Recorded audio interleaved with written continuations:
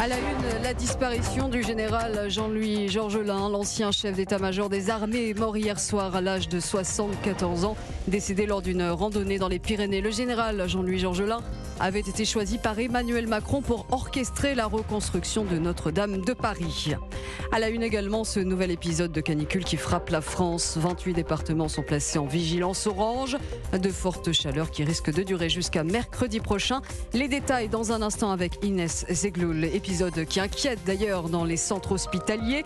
Manque de personnel, affluence des touristes. Nos services d'urgence ont du mal à tenir la cadence cet été. Alerte lancée sur Europe 1 ce matin par Patrick Pelou, président de l'Association des médecins urgentistes de France. On ira ensuite dans le Grand Nord canadien. Les incendies continuent de faire des ravages. 20 000 habitants de la ville de Yellowknife sont évacués de la zone en ce moment. Le point avec notre correspondant sur place, Alexandre Lepoutre. Zoom également sur la rentrée scolaire qui aura lieu dans un peu plus de 2 semaines. Dernière ligne droite donc pour les familles qui doivent répondre à une liste de fournitures. Mais les prix ont bondi, plus 11% cette année par rapport à 2022. On fera le tour des astuces pour réduire ses dépenses. Enfin, côté sport, on parlera des mondiaux d'athlétisme. Top départ ce matin à Budapest. Et quelle chance pour le camp tricolore en Hongrie? Les réponses avec coach Perrin dans un instant. On développe ses titres après la tendance météo avec Marlène Duré. Eh bien, le week-end se poursuit dans une ambiance caniculaire. 28 départements toujours en alerte orange canicule. Le Haut-Rhin, tous les départements franc-comtois. Mais il y a aussi la Nièvre, la Côte d'Or, la Saône-et-Loire, la Corrèze. Tous les départements de la région Auvergne-Rhône-Alpes. Le Lot-et-Garonne, le Gers, la Haute-Garonne, le Tarn, le Lot, le Tarn-et-Garonne et l'Aveyron. Prévoyez 34 à 39 degrés cet après-midi avec des pointes à 39 de Rhône-Alpes à la Provence. La chaleur se renforcera demain et en début de semaine prochaine avant l'arrivée des orages jeudi. Météo complète juste avant 13h. Europe 1.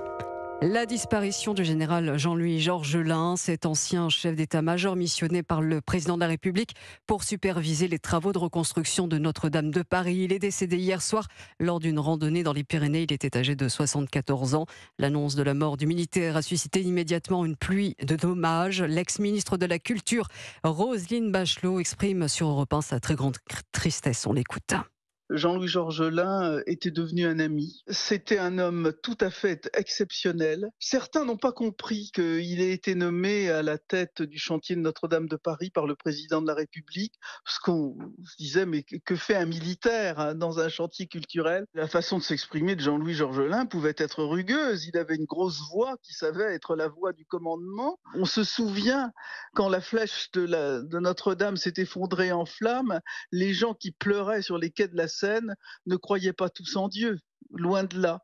Et il fallait aller vite, il fallait avoir un chantier qui marche. Et Jean-Louis Georgelin a été l'homme qui a permis que ça avance et qu'on retrouve Notre-Dame, ceux qui croient au ciel et ceux qui n'y croient pas. Notre-Dame perd le maître d'œuvre de sa renaissance. A de son côté réagi le président Emmanuel Macron. Et puis on vient de l'apprendre à l'instant, il y a un mort et plusieurs blessés dans un incendie à l'île Saint-Denis, près de Paris. Plus d'informations dans les prochaines heures.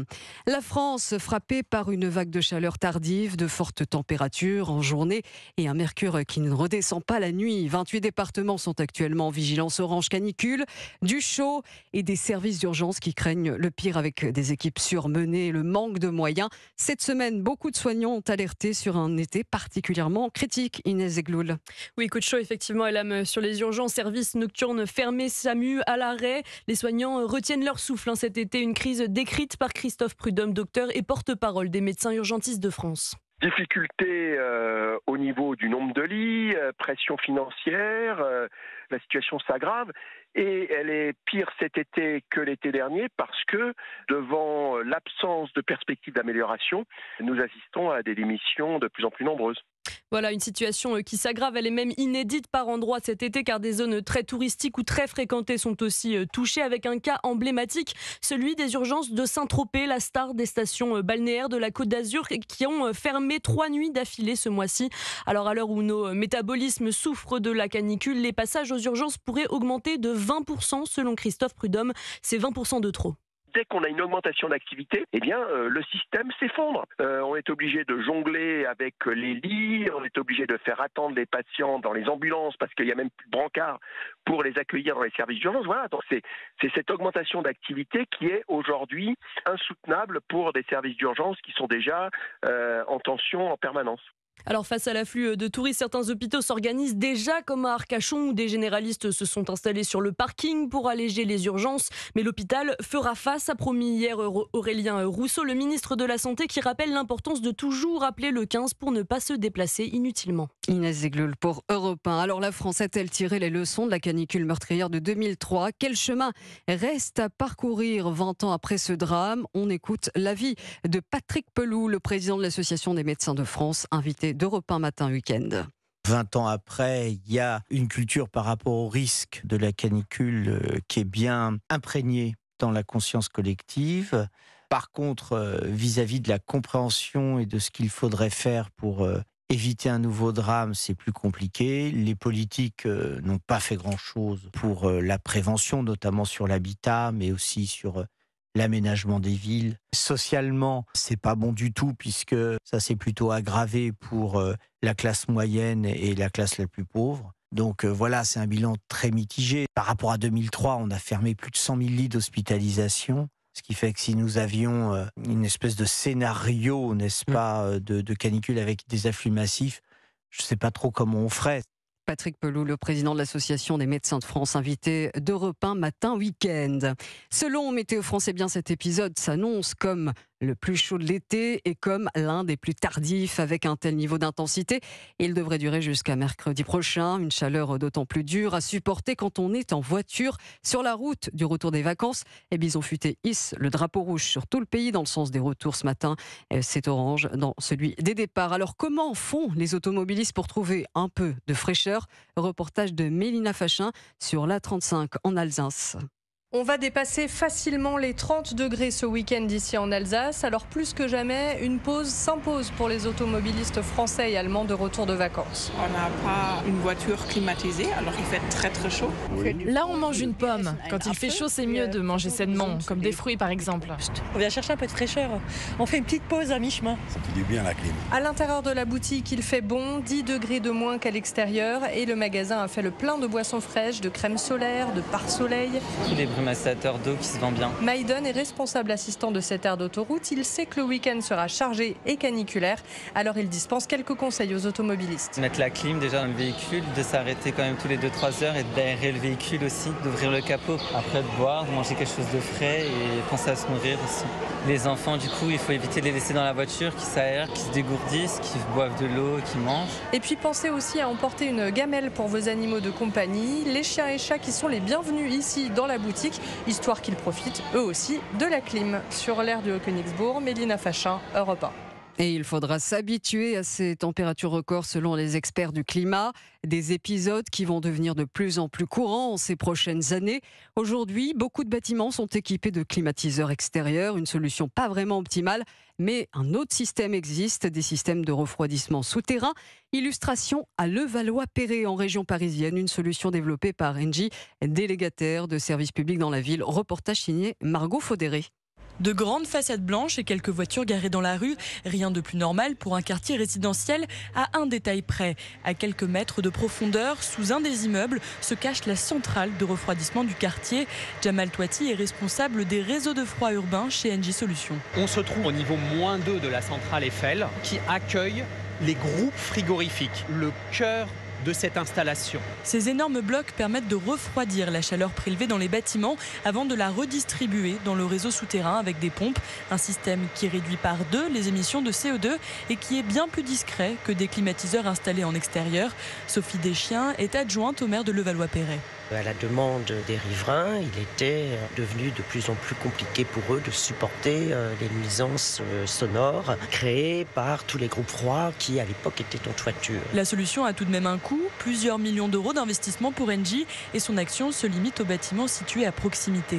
On essaie de se limiter à 1,5 voire 2 km de distance. Aujourd'hui, le système dessert 400 000 m² de bureaux et équipements publics, mais il pourrait un jour aussi équiper des bâtiments résidentiels dans la ville. Reportage signé Margot Faudéré pour Europe 1. Pour se rafraîchir, eh bien quoi de mieux qu'une baignade? Mais attention, c'est bien souvent interdit de piquer une tête dans certains cours d'eau du pays, des rivières ou des fleuves au risque élevé aux noyades. Voie navigable de France alerte sur ce danger.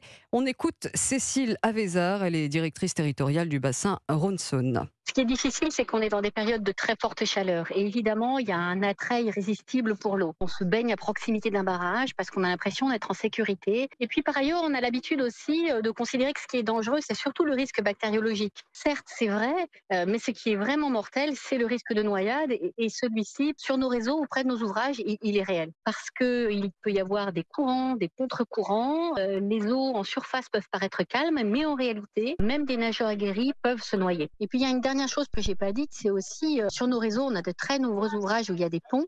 Et en fait, très souvent, ce sont des sites où les jeunes aiment sauter parce qu'ils croient qu'il y a un certain nombre de profondeur. Et en fait, souvent, sous l'eau se cachent des pieux, des objets métalliques.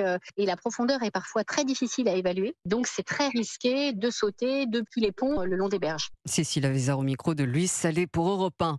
Un été marqué aussi par des incendies dévastateurs à travers le monde. Situation dramatique, notamment dans le Grand Nord canadien. Une capitale entière est en train d'être évacuée.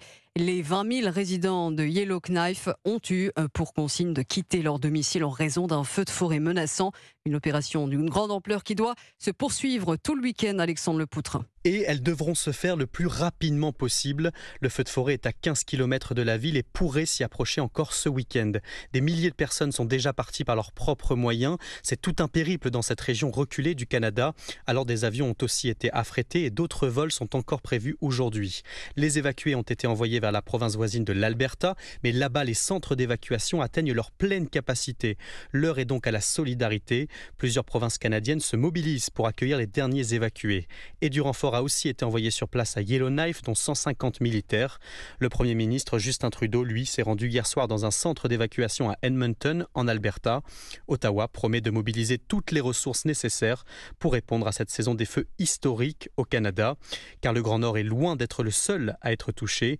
La province de la Colombie-Britannique vient de déclarer l'état d'urgence en raison des presque 400 feux actifs sur son territoire. Alexandre Lepoutre, correspondant d'Europe 1 au Canada. En Espagne, à présent, les pompiers toujours sur le front pour éviter que le feu ne reparte sur l'île de Tenerife. En ce moment, il y a beaucoup de vent dans le secteur. En 3 jours, près de 5000 hectares sont partis en fumée. Enfin, sur l'île d'Hawaï, les incendies ont fait au moins 110 morts. Des centaines d'habitants sont toujours portés disparus. Le président américain Joe Biden se rendra sur place demain. Restez bien à l'écoute d'Europe 1. Le journal revient dans un instant. La récolte de lavande catastrophique cette année dans plusieurs départements, on en parle. On parlera aussi de la rentrée scolaire et de la course au bon plan pour les fournitures. Et puis à ne pas manquer, les mondiaux d'athlétisme. À tout de suite. Europe 1 midi week-end. 12h30, 13h. Elam Medjahed.